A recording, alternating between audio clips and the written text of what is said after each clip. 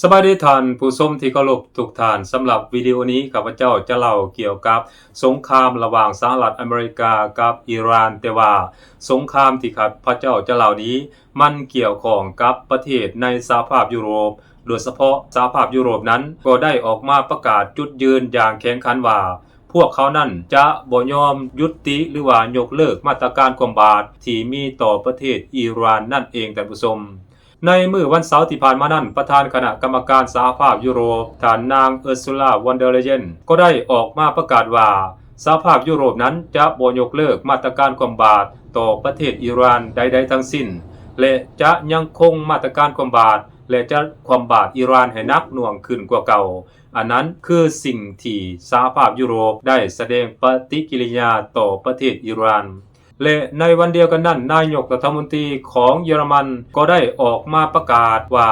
เยอรมันนั้นจะบ่ยุติมาตรการความบาดหรือว่าจะบ่ยกเลิกมาตรการความบาดของเยอรมันที่มีต่อประเทศอิหร่านเว้นเสียแต่ว่าอิหร่านนั้นจะปฏิบัติ3มาตรการที่เยอรมันได้กำหนดให้ซึ่งมีดังนี้ท่านผู้ชมอิหร่านนั้นต้องยุติโครงการอาวุธนิวเคลียร์หรือว่าโครงการพลังงานนิวเคลียร์เพื่อสันติของอิหร่าน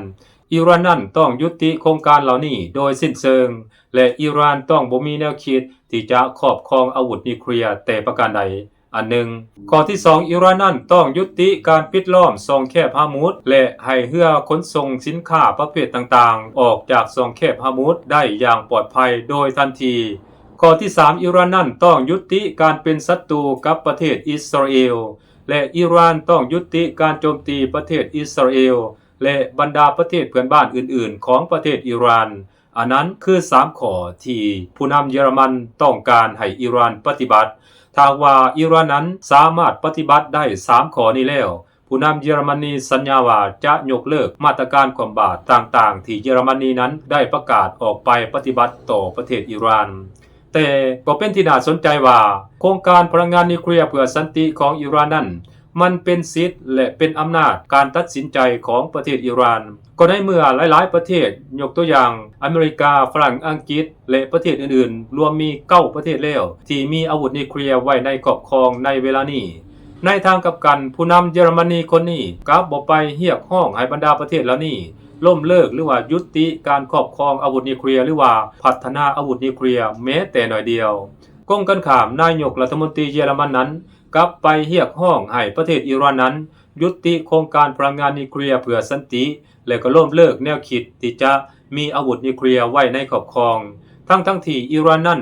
ยังบ่ทันได้มีอาวุธนิวเคลียร์ไว้ในครอบครองและก็ยังบ่ทันสามารถผลิตอาวุธนิวเคลียร์ได้เถื่อท่านผู้ชมอันนั้นคือความเป็นจริงที่มันเกิดขึ้นหมายความว่าเยอรมนีนั้นมี2มาตรฐานอย่างชัดเจนประเทศในสหภาพยุโรปบ่ว่าจะเป็นฝรั่งอังกฤษและก็ประเทศอื่นๆนั้นต่างก็มีอาวุธนิวเคลียร์ไว้ในครอบครองแล้วแต่ผู้นำเยอรมนีคนนี้กลับปิดปากเงียบกรณีที่2การที่ผู้นำเยอรมนีได้ออกมาประกาศให้อิหร่านนั้นยุติการปิดล้อมช่องแคบฮามูดและอนุญาตให้เรือขนส่งสินค้าประเภทต่างๆนั้นเดินออกไปจากตะวันออกกลางสู่ตลาดโลกได้นั้นอันนี้มันก็อาจจะถูกแน่ผิดแน่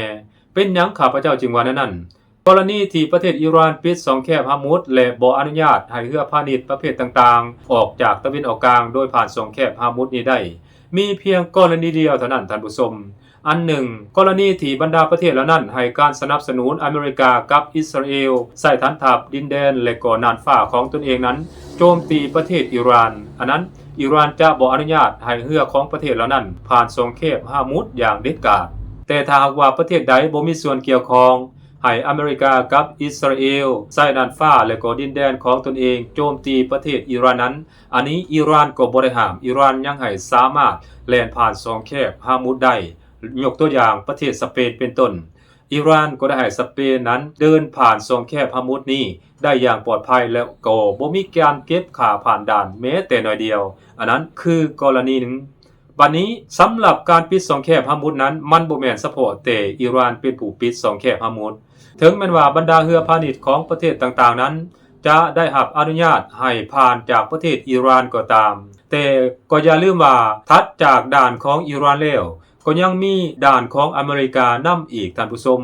เพราะอเมริกานั้นก็ได้ออกมาบล็อกน่านน โดยเฉพาะแม่นบล็อกเรือพาณิชย์ของประเทศต่างๆที่จะออกจากช่องแคบฮอร์มุซนั้นอเมริกาก็ได้ประกาศออกมาอย่างชัดเจนว่าอเมริกานั้นจะบ่ให้เรือพาณิชย์เหล่านี้ออกมาจากช่องแคบฮอร์มุซนี่ได้โดยเฉพาะแม่นออกมาจากด่านหรือว่าออกมาจากประเทศอิหร่านนั่นเองอเมริกาจะบ่อนุญาตให้เด็ดขาดเพราะฉะนั้นเยอรมนีต้องไปเรียกร้องให้อเมริกานั้นยกเลิกมาตรการบล็อกหรือว่ายกเลิกมาตรการปิดล้อมดังที่เยอรมันนั้นได้เรียกร้องให้อิหร่านยกเลิกการปิดล้อมช่องแคบฮอร์มุซเช่นเดียวกันจึงจะมีความบริสุทธิ์ยุติธรรมและบ่มี2มาตรฐานท่านผู้ชม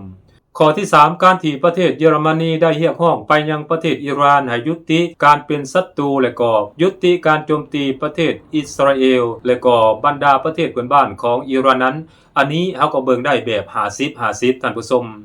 อิหร่านเคยได้ประกาศออกมาอย่างชัดเจนแล้วว่าอิหร่านนั้นจะบ่โจมตีประเทศเพื่อนบ้านแบบสุ่ม4สุ่ม5ถ้าหากว่าประเทศเพื่อนบ้านเหล่านั้นบ่อนุญาตให้สหรัฐอเมริกาใช้น่านฟ้าและก็น่านน้ำของตนเองนั้นโจมตีประเทศอิหร่านโดยเฉพาะแม่นบรรดาประเทศที่มีฐานทัพของสหรัฐอเมริกาประจำการอยู่บ่ว่าจะเป็นกาตาร์บาห์เรน UAE คูเวตและก็ซาอุดิอาระเบียเป็นต้นอิหร่านจะบ่โจมตีเด็ดขาดถ้าว่าบรรดาประเทศเหล่านี้บ่ไฟเขียวให้กองทัพสหรัฐอเมริกานั้นใช้อธิปไตยของตนเองโจมตีประเทศอิหร่านจะบ่โจมตีเด็ดขาดยกเว้นกรณีประเทศเหล่านี้ได้ไฟเขียวให้อเมริกาและก็อิสราเอลนั้นใช้อธิปไตยของตนเองโจมตีประเทศอิหร่านอันนั้นอิหร่านได้ประกาศออกมาชัดเจนแล้วว่าอิหร่านนั้นจะโจมตีกลับแบบหนักหน่วงเช่นเดียวกันอันนั้นคือสิ่งที่อิหร่านได้ประกาศมาโดยตลอดเพราะฉะนั้นอันนี้เฮาก็เบิ่งได้แบบ50-50เช่นเดียวกันท่านผู้ชม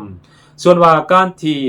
ผู้นำเยอรมนีได้ประกาศออกมาว่าบ่ให้อิหร่านเป็นศัตรูและก็โจมตีประเทศอิสราเอลนั้นอันนี้มันก็เป็นเรื่องที่เข้าใจยากเช่นเดียวกันท่านผู้ชม